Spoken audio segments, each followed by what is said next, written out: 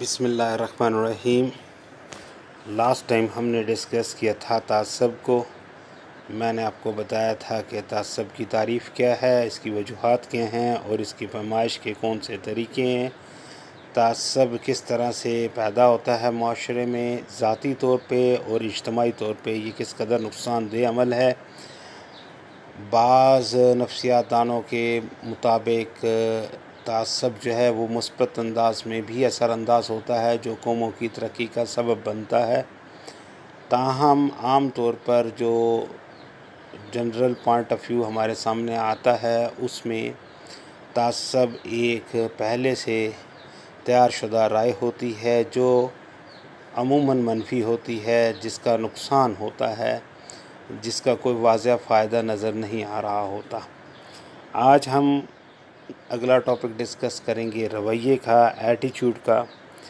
माहिरीन नफ्सियात के नज़दीक ज़हनी और असाबी आमादगी जो तजर्बे के नतीजे में पैदा होती है, जिसके तहत हम अपना जवाबी फ़ेल सर अंजाम देते हैं, रवैया कहलाती है। यानी हम अब ज़हनी तौर पर किसी भी काम को परफॉर्म करने के लिए जब आमादा होते हैं तो वो आमादगी दरअसल उस काम से रिलेटेड एक सेटिस्फेक्शन होती है, उसके हसूल के लिए होती है। हम जब भी किसी काम को बार बार इसलिए परफॉर्म करते हैं कि वो हमें सुकून दे रहा है या वो हमारे लिए बायस जो है वो राहत है, तो वो हैबिट या वो चीज़ जो है gradually become the part of our personality और बाज़ औक़ात वो हमारे रवैये की सूरत में सामने आती है। किसी भी फ़र्द का इदराक, मिलान, तफ़क्कर और एहसास जो वो किसी भी शख्स या चीज़ या नज़रिए के मुतालिक रखता है, उसका रवैया कहलाता है। देखें, यहाँ मिलान से मुराद रुझान है, तफ़क्कर मीन सोच समझ के वो उस अपना रद्द-ए-अमल जो है वो दे रहा होता है। ये तमाम की तमाम चीज़ें रवैये के अंदर आती हैं। रवैया बुनियादी तौर पर एक इक्तसाबी अमल है। इक्तसाबी से मुराद ये होता है कि रवैये पैदाइशी तौर पर मौजूद नहीं होते, बल्कि वक्त गुज़रने के साथ साथ इंसान जब किसी माशरे में ग्रो करता है, बढ़ता है, तो वहाँ पर वो मुख्तलिफ़ रवैये जो हैं उनको तश्कील दे देता है। वहाँ के एतक़ादात, तरजीहात, तसब्बात, तोहम्मात, इवन साइंस की नज़र में जब वो माशरे को देखता है तो मुख्तलिफ़ रवैये जो है वो डेवलप करता है। आम तौर पर किसी भी माशरे के अंदर या कल्चर में जो अकायद, रवायात और जो पसंद नापसंद के मयार होते हैं, जो इखलाकी मयार होते हैं, उनको मद्देनज़र रखते हुए रवैये जो हैं उनकी तख्लीक की जाती है। रवैये के अंदर सम टाइम जज्बाती पहलू भी शामिल हो जाता है, किरदारी पहलू भी शामिल हो जाता है, वकूफ़ी पहलू भी होता है। अब वकूफ़ी पहलू से मुराद ये होता है कि फ़र्द किसी भी चीज़ के मतलब इदराक करता है, जानने की कोशिश करता है, फिर जानने के बाद वो अपने अंदर उस चीज़ या आइडिया या शख्स के मुतालिक जो जज्बा पैदा होता है उसे जांचने की कोशिश करता है कि वो मुस्बत है, मनफी है, पसंद का है या नापसंद का है। उसके बाद उसका एक रद्द-ए-अमल या किरदारी जो अंदाज़ है वो सामने आता है, जो ये वाज़ह करता है कि वो किस किस्म का रवैया डेवलप कर रहा है, मुस्बत या मनफी जो है। अब हमारे पास रवैये की तश्कील के मुख्तलिफ़ अवामिल आते हैं। हम उन्हें वन बाय वन करके देखेंगे कि रवैये की तश्कील में ये कौन सी चीज़ें इम्पॉर्टेंट रोल प्ले करती हैं। उसमें सबसे पहली चीज़ समाजियत आती है। इंसान किसी भी माशरे में जब पैदा होता है तो वहाँ के कवानीन के मुताबिक अपनी ज़िंदगी गुजारने की कोशिश करता है। यही कवानीन, यही समाजी माहौल जो है वो उसके रवैयों की तश्कील में मददगार साबित होता है।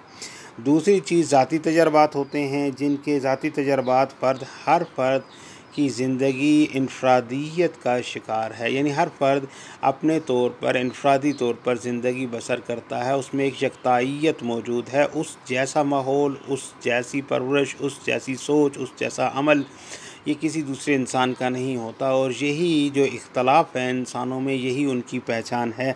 इसलिए हर इंसान ज़ाती तजर्बात से गुज़रने के बाद वो रवैये ख़ुद से डेवलप करता है।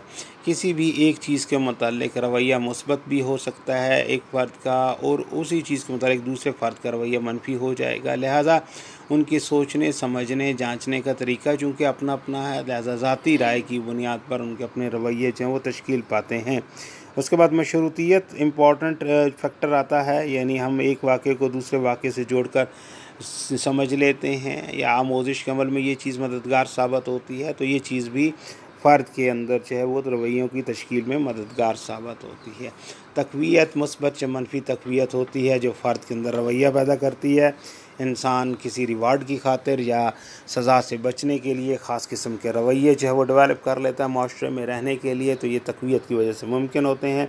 ग्रोही वाबस्तगी की वजह से रवैये पैदा होते हैं। लोग मुख्तलिफ़ ग्रोहों से वाबस्ता हो जाते हैं। वो मजहबी, सियासी, लिसानी किसी किस्म का ग्रोह हो सकता है जो उनकी आइडेंटिटी का सबब बन रहा होता है, लिहाजा उनके रवैये उस ग्रोह के रवैये जैसे हो जाते हैं।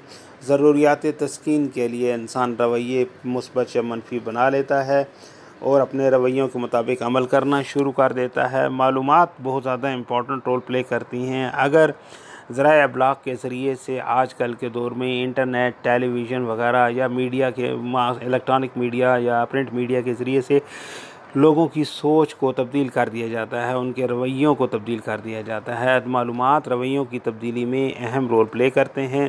असबियत आती है, यानी इंसान जो होता है वो मुख्तलिफ़ समाजी और तमदनी औसाफ की बुनियाद पर मुख्तलिफ़ रवैये जो हैं उनको डेवलप करता है। मिसाल के तौर पर हमारे कल्चर में मुख्तलिफ़ जो है वो बिरादरी सिस्टम्स मौजूद हैं जिनकी वजह से मुख्तलिफ़ कम्युनिटी से बिलोंग करने वाले लोगों का रवैया भी मुख्तलिफ़ होता है। जैसे कहा जाता है ये चौधरी हैं, ये सैयद हैं, ये मलक हैं, ये सरदार हैं, लिहाजा हर एक का रवैया अपनी उस कास्ट के हवाले से अलहदा होना शुरू हो जाएगा। अलका या इमा इम्पोर्टेंट है, उसकी वजह से भी इंसान का रवैया तब्दील होता है। अलका कहा जाता है सजेशन को, यानी जब 2-3 दोस्त किसी जगह पर शॉपिंग के लिए गए हैं तो एक दोस्त जो है वो कोई किसी चीज़ को अगर चॉइस करता है तो दूसरे दोस्त उसकी चुनी हुई चीज़ पर जो तबसरा करते हैं वो उसके रवैये, उस चीज़ के मुतालिक जो उसका रवैया बन रहा होता है उसकी तश्कील में मददगार साबित होते हैं। लिहाजा सजेशन के ज़रिए से बहुत से लोग जो हैं वो अपने रवैयों को तश्कील दे देते हैं। तो मैंने आपके सामने ये मुख्तलिफ़ फैक्टर्स रखे हैं जो कि रवैयों की तश्कील में मददगार साबित होते हैं। इनमें समाजियत है, ज़ाती तजर्बात हैं, मशरूतियत है, तक़वियत है, ग्रोही वाबस्तगी, ज़रूरियात की तस्कीन, मालूमात का फ़राहम करना या मालूमात का अवेलेबल होना, असबियत है, यानी इंसान किसी भी माशरे के अंदर रहते हुए किस समाज, तमदन और नस्ली औसाफ का मालिक है। अलका या इमा यानी सजेशन किस किस्म की दी जा सकती है और वो किस तरह से रवैयों की तश्कील में इम्पॉर्टेंट रोल प्ले कर रही है। इससे रेलेवेंट अगर आपके ज़हन में कोई क्वेश्चन हो, you can ask me. God bless you.